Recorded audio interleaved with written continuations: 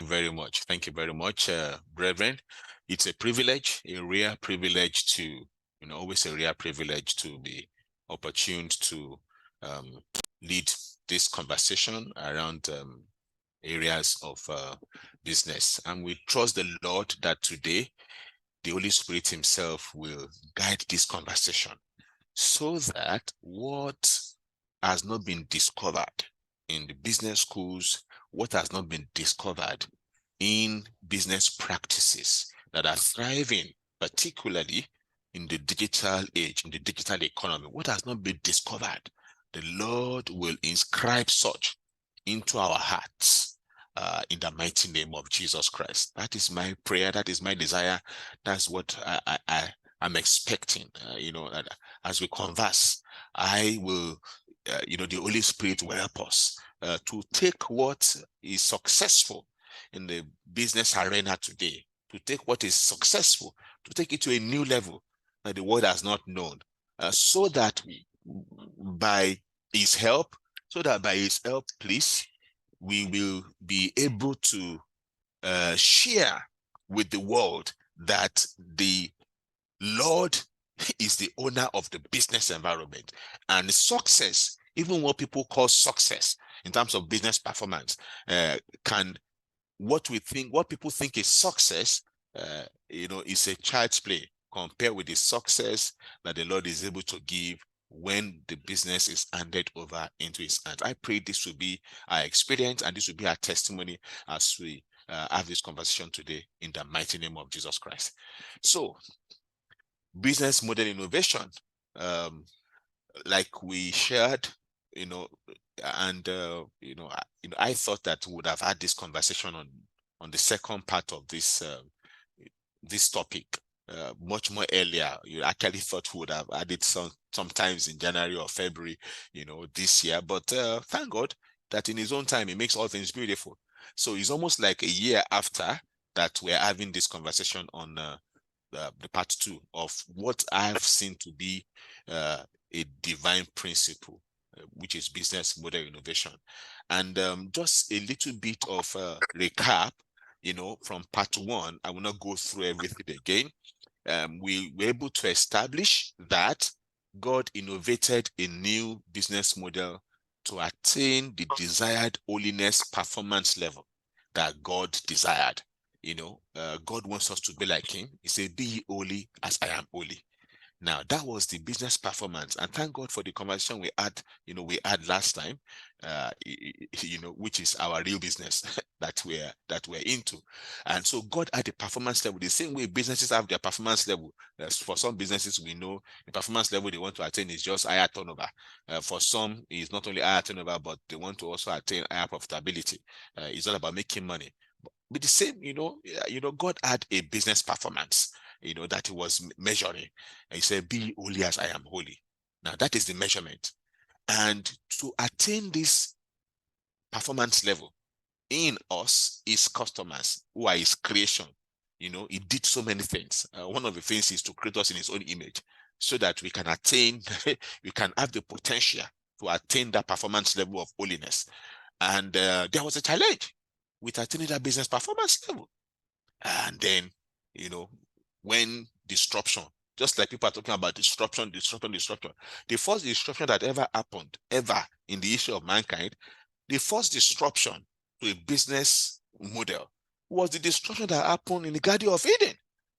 In Genesis chapter 3, the enemy came, and by virtue of tweaking the business objectives, tweaking the mission, that the business owner gave to the customers, he just tweaked it, and one way or the other, man began to listen to a wrong source for the objective of the business, and man fell. And so, God now used a business model to try to bring man back to attain that same business performance level, which is holiness. Now, that model didn't work for many years, and we learned that God tweak the business model again, and then now we are beginning to see that business model succeeded. And that business model involved the sacrifice of his son one and only Son, Jesus Christ, and on the cross. And then now we are able to say, Bible says, for the grace of God that brings salvation has appeared unto all men. And he teaches us. It is not it teaches us, it is he teaches us to say no to ungodliness, but to say yes to righteousness and to live upright in this age. So the business model began to succeed when God, the performance level that God desired began to succeed, the way God desired it, because of the introduction of a new business model, which involved the sacrifice of his own son. So God practiced the innovation of business model. What we are seeing today as success with businesses, and now that we are even learning this, we've learned this in business school, the businesses adopting business model, innovative business model. God has practiced it. The Lord practiced it and it has worked. We are only trying to understand. We are only trying to bring out, what has been done and successfully done by the Lord himself. So God revealed the business model and innovated another business model, like I said earlier, to attain the desired performance level for willing customers, those who are willing.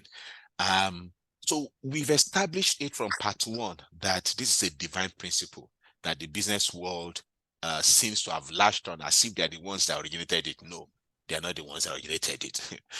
God practiced it. And the question really is, why won't I innovate new business model continually in our own businesses to increase the performance level, not for us alone, but the performance level that even the customers that we deal with in our own businesses also desire of us, the kind of value that they are looking for, they desire of us. Remember, we summarize business model, fundamentals as being dependent on value creation.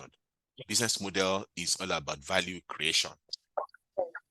It's all about value creation, how we are creating value to deliver to the end customer, how we are delivering the value, and how we are capturing and recording the value. That's what those are the fundamental considerations for business models. How are we creating value? How are we delivering the value we are creating? And then how are we capturing it to be able to measure it so that we can have a good chance to manage it and possibly optimize the business model? Those are the key things in the innovation of any new business model. How you create the value, how you deliver the value, and how you capture the value. And we remember we made it very clear that business model really in the digital age particularly doesn't revolve around money, which we saw more in the industrial age business models. But more today, we are more conscious, and really that consciousness is moving towards the master's own model, the master's business model. We are getting more conscious that business model really revolves around value. Everything is around value, not around money. And that is very important for us to note. So please let us note that just by way of reminder, so that as we go into part 2 today, to practically look at some things, we'll be able to. So we've seen that to be able to define business models or innovate a business model, some things are important to note. And these things have been put together by some business management experts, as the 9 components that will help us innovate new business model in our businesses that will create value and that will capture value, that will deliver value and capture value. One is the customer segment. We must understand the customer segment. We must understand value proposition. What value are you proposing to the customer? We must understand what are the key resources that we need to deliver the value that we are proposing. Sorry, I have to be a little bit fast so that we can cover as much as we're able to cover. But then I trust the Lord that wherever we get to, the understanding and the ability to practicalize it is what matters most. Because sincerely, we teach this over a period of 4 days for organizations. So number 4 component then will now be, what are the activities that the resources will be involved in, the key resources that will create the value we are looking for the segments we want to address in the business. What are the activities they will engage in? And then who are people that will become partners to enable these activities that the resources will engage in?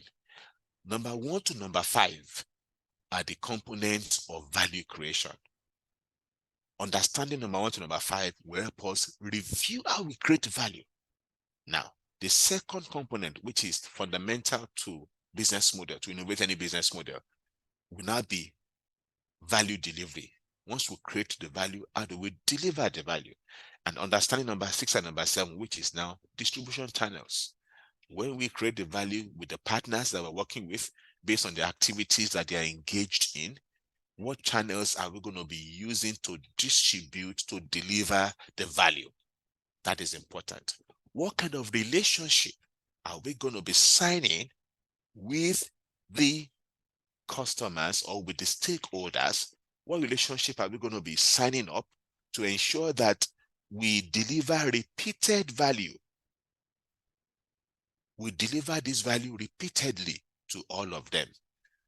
And then the last part of business model, which is to capture, will now be things we need to capture to ensure that the business model is sustainable. Will now be so based on the value we're proposing and we have been delivering, what revenue is feasible for this customer segment, and what is the cost that is attached to getting this revenue, which is based on the delivery of the value that we are creating. Now, that is value capture. And so these 9 areas, categorically form the 3 parts of business model innovation, which is value creation, value delivery, and value capture. And the business model canvas, by John Osterwald, a management expert from one Swedes university. I think this was actually his PhD thesis, but somebody has created a canvas that is a pictorial form of capturing the information around all these 9 components for us to be able to innovate a new business model. And really, like we saw, even the Lord Jesus Christ, we can categorize the innovation of the business model that Jesus innovated into this area, particularly the second business model that God innovated. The second business model, we can categorize it too into these 9 segments. I've tried to put it in this picture, and sincerely, you will see that it fits in. It fits in. For example, we always advise that we always start with the customer segment. What really is the problem we are solving for our customers? What problem are we solving for our customers? For us to innovate any new business model, the first question to answer is, what problem are we solving for our customers? And like you can see on the screen, God, based on what God did, the problem God wanted to solve for the identified customer segment, which is man, which is woman. Those are the things we'll capture in the first part, the right hand column. The top right hand window will capture which customer segment are we trying to address. We must capture them, we must understand them. Now, what is the problem that we are trying to address for this customer segment? And you can see the second business model God adopted after after creation God was trying to address the problem of sin, the problem of sorrow, the problem of death. And you can see for the customer segment of man, that was what God was trying to address. So that is well captured here, under the customer segment. The same way, are you trying to address what customer segment are you trying to solve a problem for? You must know the customer segment. Is it the artisans in Lagos?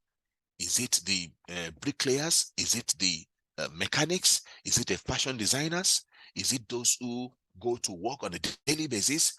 What customer segment are we trying to solve a problem for? Know the customer segment, and then what problem are we solving? for this customer segment. It must be very clear, because if we don't get this clearly, every other thing in our business model that we are trying to create will not fall into place. They will not fall into place. Okay, that is very, very important. So the place to begin from is always the customer segment. And really, that was where God began from. That was where God began from. God knew the customer, the stakeholders that he wanted to, address with this business model that he created, that second business model, and the problem of the stakeholder. The problem was very clear, to the point that Matthew 1:21, God, the angel said categorically, and you will call his name Jesus. Why? Because he will save his people from their sins. Imagine. Now, that was the third business model. So you can imagine, God was very clear on the problem of the customer segment, which is man, that he wanted to address. Many businesses are not clear. And the Lord is, is telling us today that we must maybe have to relook at the kind of problem we are solving. Are the problems really valid problems? For the Father, for God our Father, the problem is a valid problem. Sin is the biggest problem of man. All the problems we're having in the world today, all these global problems, is all about sin. It's about sin in various forms. So it must be very, very clear. I've seen many businesses try to build a business model by starting with value proposition, and it's wrong. It's like putting the cart before the horse. If we don't know the problem, if we don't study the problem, if we don't research on the problem that we're trying to solve for the customer segment, and assuming we know the customer segment, then how we will know that we're delivering value when we begin to deliver value to them. So we start with the customer segment, which is the top right-hand corner of this canvas.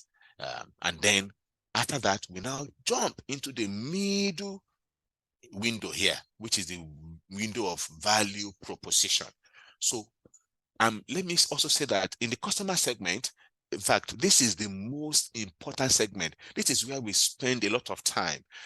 For one organization, we, our plan to address the customer segment and the problem for them was, going to take us 30 days.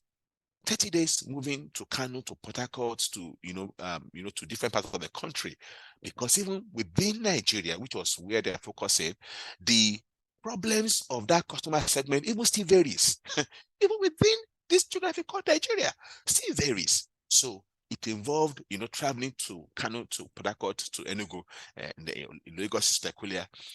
Lagos was a little bit with Ibadan and the Southwest, but then, even in the same geography, you may find that there are different, peculiarity with the problems of the customer segment that we are trying to address. We must invest time. That is the part that takes a lot of time. Unfortunately, that is the part that many customers, so many business people don't invest time into, to understand the peculiarity of the problem, particularly in the digital age we are in. But if you want to address a problem for school students, for example, you must know the context. You must take time to study the context of their challenge. And so when we do that, and that's where the concept of design thinking, again, which has been popularized by Apple and SAP, the D School of Stanford, that's where the concept of design thinking becomes very helpful to help understand. It presents a peculiar way to understand the problems of customers in new markets, or even in the same market, because the problems of customers continue to evolve. What was the problem, what was the challenge yesterday, what we are solving may not be the same challenge today. Okay, so to continue to understand the evolution of the problems of challenges of customers, one of the things that we do also to fill this customer segment very well is to use design thinking. I'm saying this because this is where 60% of the effort in business model innovation, it is spent in this customer segment. And for some businesses, in fact, they spent over 60% of the effort. And the reason is because as we continue to innovate across all the other components of our business model, we will always, make reference back to the customer segment. And as we continue to to work and to get it right across all the other components of our business model, you always make reference back to the customer segment. So invariably, you find yourself spending close to about 70 to 80% of your time on this customer segment. It is so critical, so important. Let us take note of that. So once we understand the problem, once we understand what is the problem we want to solve for them, then it makes it easier to ask the question, therefore, what will be of value to this customer segment? And for for the second business model that God introduced to mankind, to the story of mankind, the value proposition was very clear. The value proposition was freedom from sin. Since the problem was sin, okay, so how can I set man free from sin? The value proposition was holiness, to begin to live a life that is according to the pattern that God himself desires, holiness. So value proposition was very clear, and it was based on the problem. So from value proposition, we now go to, so what channel are we going to use to deliver this value? That's the third thing we will take note of. What are the channels we're going to use?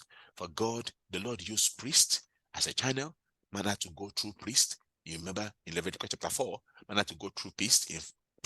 In fact, one of them, also in Deuteronomy, for man's sins to be wiped away, he has to sacrifice a goat. Goats, I don't know, goat has always been an animal that has been categorized as an animal that should be sacrificed, because goats are stubborn anyway. But remember, the Bible says that what the man will put his hand on the goat as he sacrifices, and then the sin of that man will be transferred to the goat, and then the goat will be sacrificed. So through priests, but priests were the only ones who could carry out this practice. So the channel was through priests and was through sacrifices. That was the second business model that God introduced.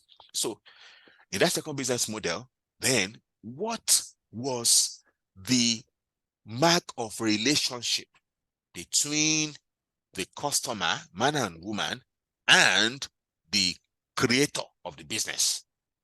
The mark of relationship was the blood of lambs. The blood of lambs was what was sacrificed to wipe away the sin.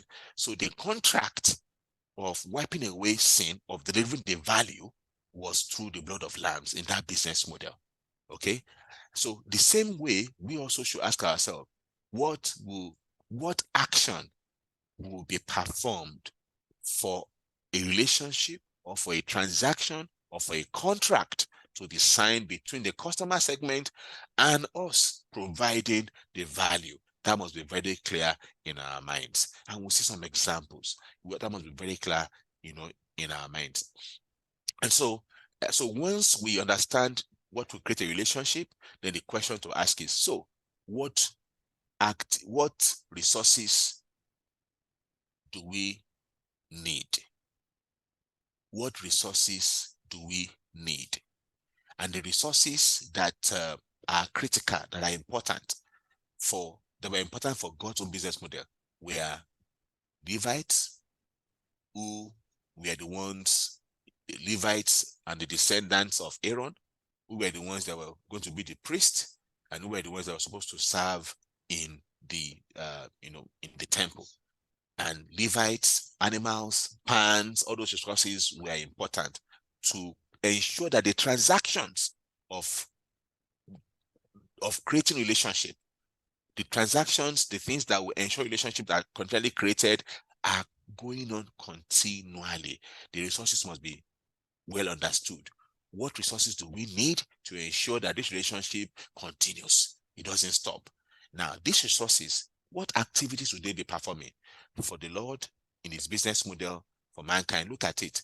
The resources, the activities that they were performing, were sacrificing once a year, and then other offerings too, like the peace offering, like the great offering, all those kind of offerings were the activities. And really, these resources, they were engaged. They were 24/7. They were always offering sacrifices. Because that's what will make the transactions continue to happen. And so, who are the key partners that will ensure that these activities and resources are maintained, are secured? Who are the key partners? The key partners were priests, were the prophets, and then the holy kings. Those were the things that were important. So the question will now be, what kind of, based on this value that God was proposing, what kind of revenue will come to God. And we too should ask ourselves, what kind of revenue will come to us? Revenue streams, the nature of God, unhindered fellowship, abundance, and dominion. That was the revenue stream for God. It wasn't money. God owns a cattle on 1,000 hills. No, it was God having his nature in us, ability for us to have his nature unhindered fellowship with God. That's the gain, for us and for and for the Father. God wanted it, and then God wanted us to have dominion, like he said in Genesis chapter 1, verse 27 and 28. He wanted us to have dominion, wanted us to live in abundance. Those were the remaining time. Now, what was the cost? In that second business model of the Father, the cost were the cost of animals, the cost of grain, and the cost of olive oil. So, can we So that you make can we try and attempt at the end of this meeting, please, we'll try and attempt to look at the third business model, which was the Lord Jesus Christ. We'll try and attempt that. My desire will have been that we'll divide ourselves into two groups, and then we'll try and feel that, just for us to practice this. But I'm not sure. I know time is already going now. I'm not sure, we have that time. I wanted to play that video of Guy Kawasaki, but I'm not sure I will have enough time to play the video. So please, it's important. The 9 objects of a business model, and like I said, the business model canvas, is very important. I'm going to share this with us. But I want to go into the difference between the industrial age business model and the digital age business model, and that's where we'll put a pause to it today. We'll put a pause to it today after looking at that. But I've mentioned this, while describing the use of the business model canvas for us to understand how to innovate new business models. The place to start is the customer segment, and the things that are important to capture in the customer segment. I've listed them here. Each of them. So I don't have time to go into all of it. Second, from customer segment, we're now going to, okay, so once we know the pain, the frustrations of the customer, what are they talking about? Their pains and frustration. Then it helps us to identify what will become our value proposition. And then we'll go into the channel for distribution. And then, there are different channels. These are the channels that differentiate industrial age business model and digital age business model. Okay, but the channel for distribution is very clear. Then the question is, as to deliver this value to them through these channels, how do we seal a relationship? How do we seal a contract with them? Acquiring them and retaining them. And I've put that in clear perspective too. And next would that be, so based on this value proposition, what revenue is possible? What revenue is possible to us? And again, choosing your revenue stream, choosing how to generate your revenue. I've listed the key things to understand, which I've tried to summarize earlier. Next will be key resources that are important to us. Like I mentioned, again, what we should consider, I've listed them there for us. The key resources, would it be physical, intellectual, human, financial? What are the resources that our business model requires? Will it be product-driven business model? Will it be service-driven, scope-driven, or infrastructure-driven? The key activities, again, what should we consider in coming up with our key activities for our businesses? Typically, R&D is production, marketing, sales. Those are the activities. Customer services, those are activities that will help the transactions to continue, that the resources will be involved in to help the transactions to continue. And then the key partners that we should consider. Some key partners, these are people that, like the supply side, these are people that will supply either resources or both resources and the platform for the activities that will help our business model to be sustainable. We need to make provisions for entry into relationship with them, supply relationship, joint venture relationship, depending, on how we want to do. And things are important in selecting partners. Let's not waste our time selecting partners that are not critical to sustaining the transactions happening.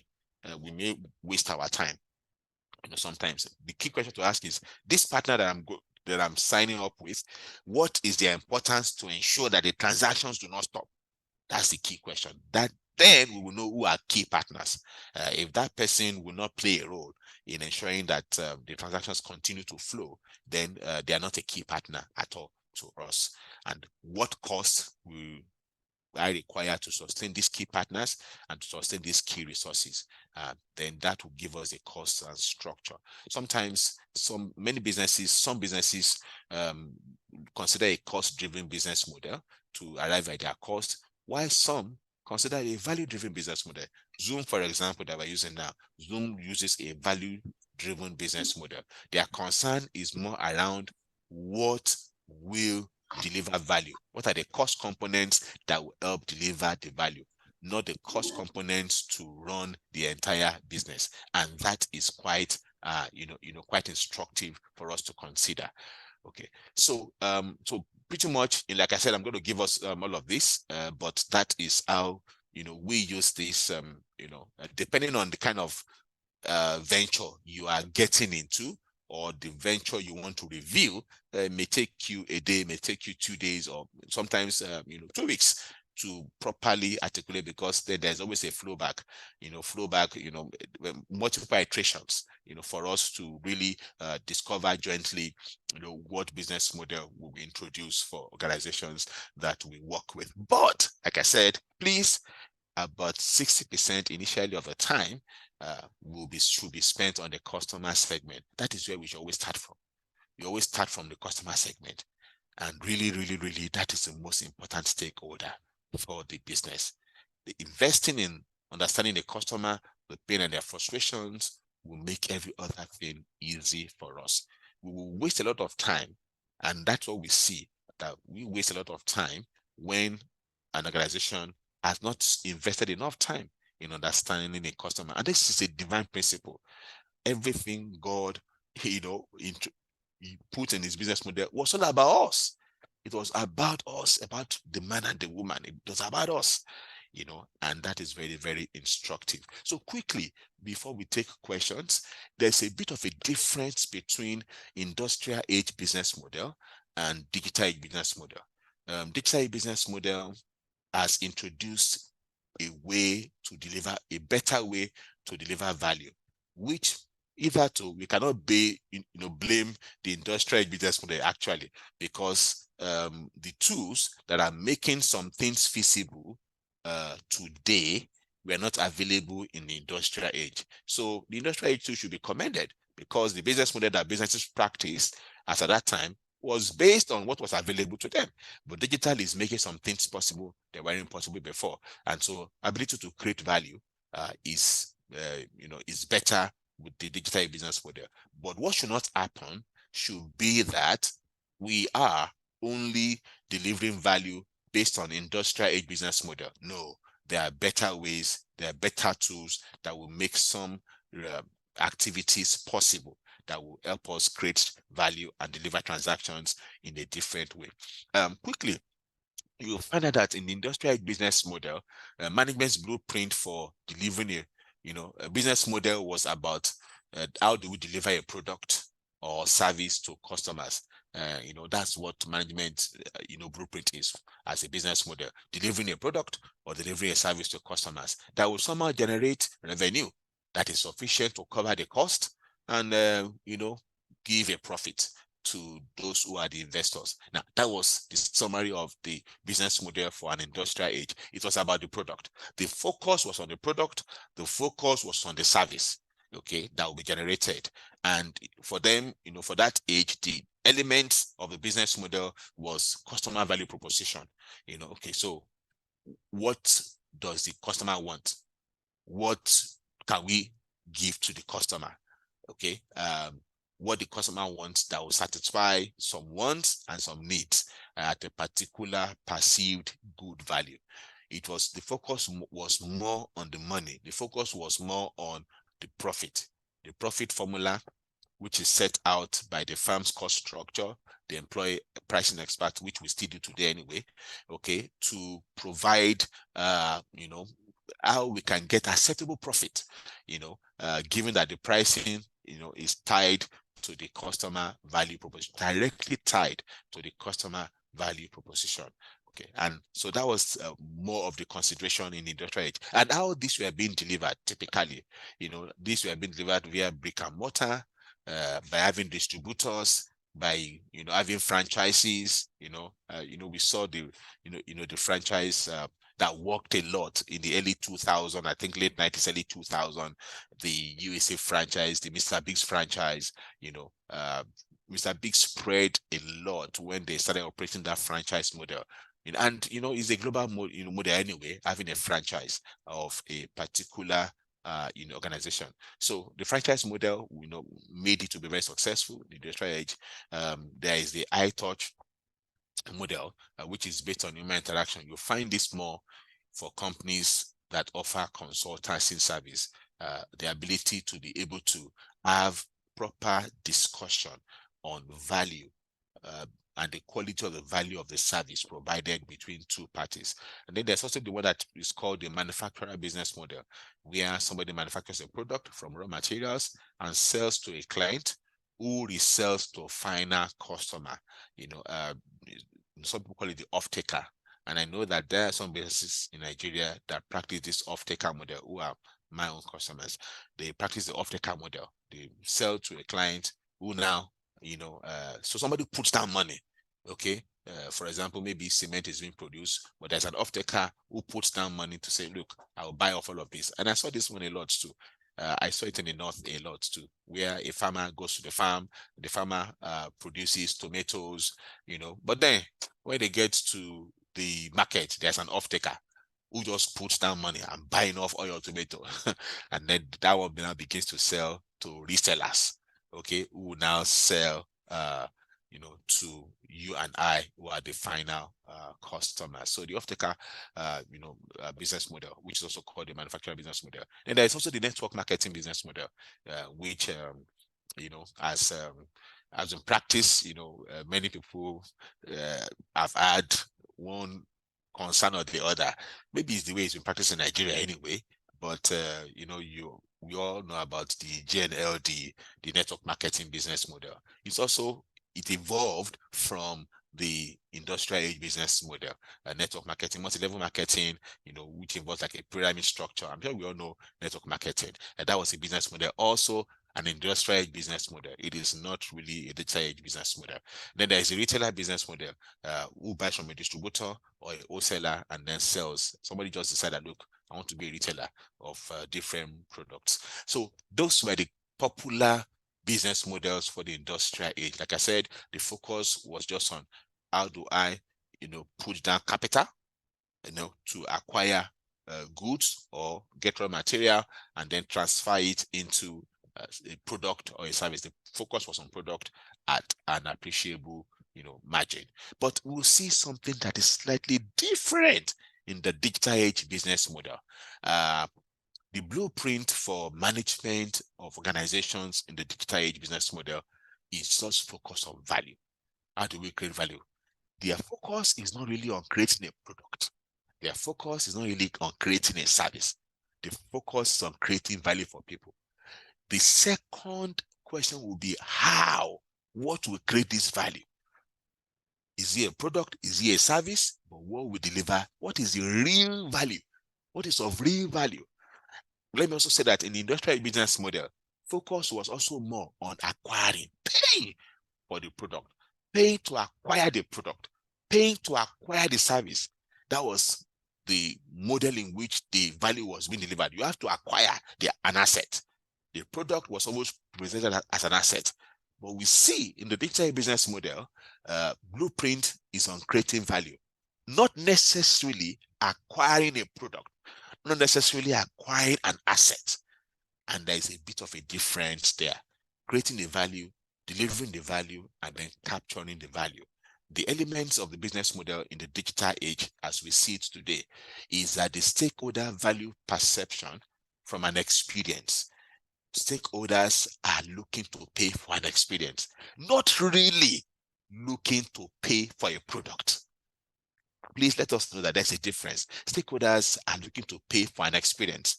They don't care if they don't own the product. All they're looking for is that experience. And that's where you see the evolution of the Ubers and the Bolts of this world, the Airbnb of this world, the Facebook of this world. All they are delivering is an experience, not really giving you a product to buy. And there's a difference in that. So the stakeholder value perception is from an experience created and delivered by the value innovator from the product or the service, not really to buy the product, but to pay for an experience. The firm's profit formula in this kind of business model sets out how the firm cost structure will allow acceptable level of profits, given that the pricing is tied to its customers' value experience. Okay, not really the customer buying the product.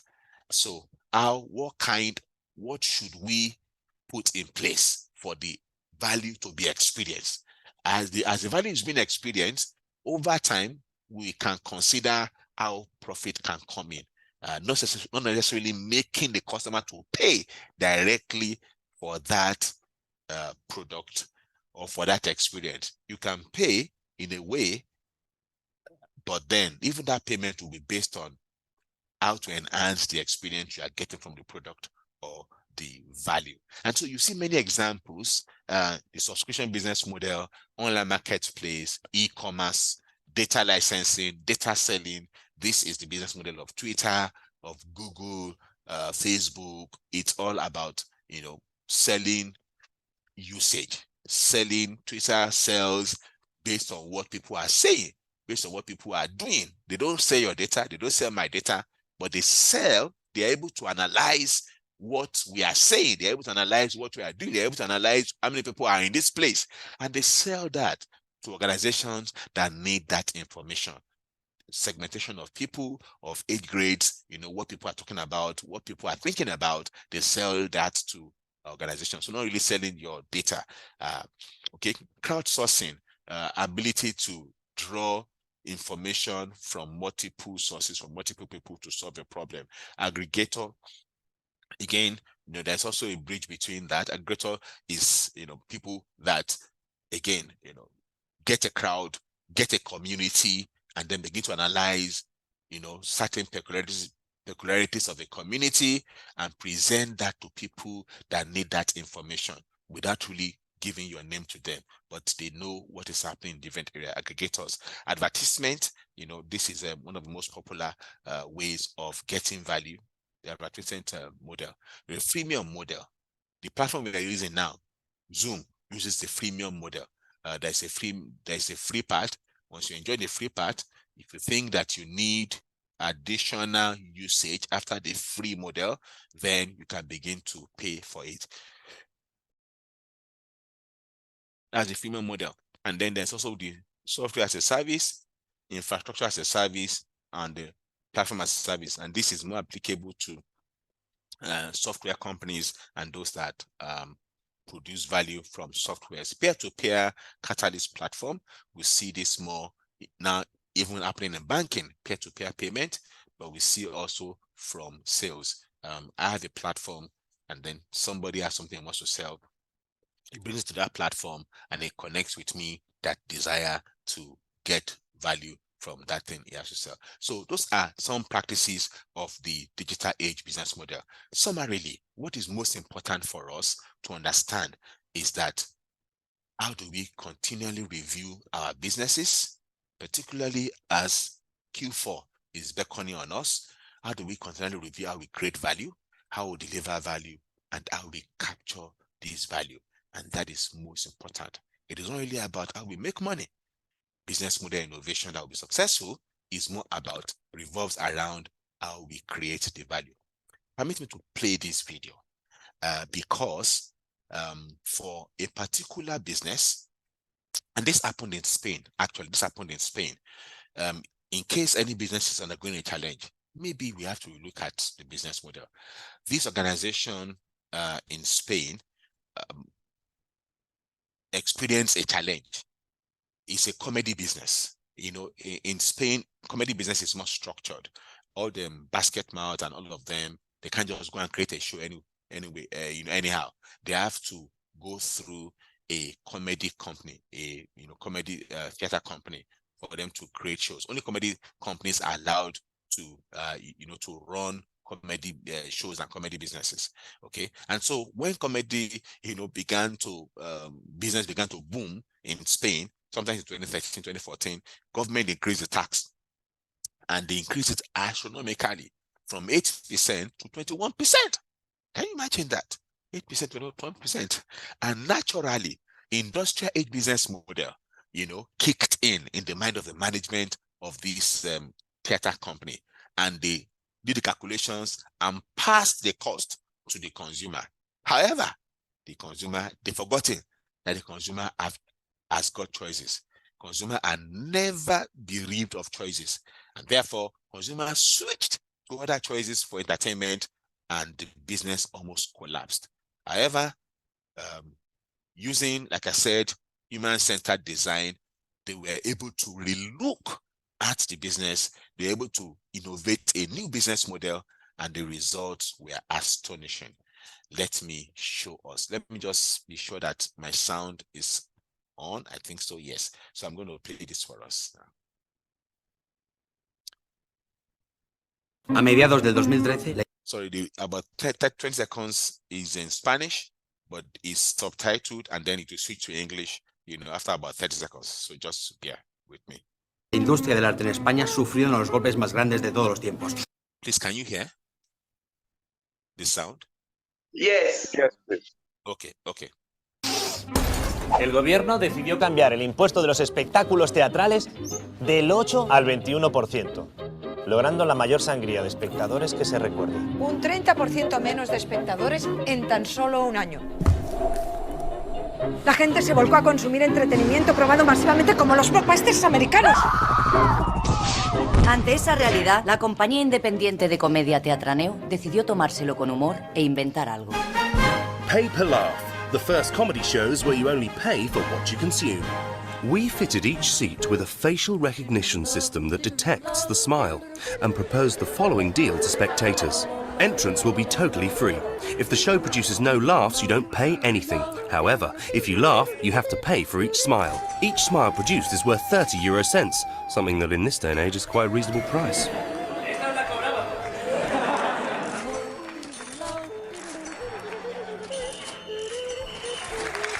At the end of the show, the spectator could check their laughter account before paying and even share it on social networks.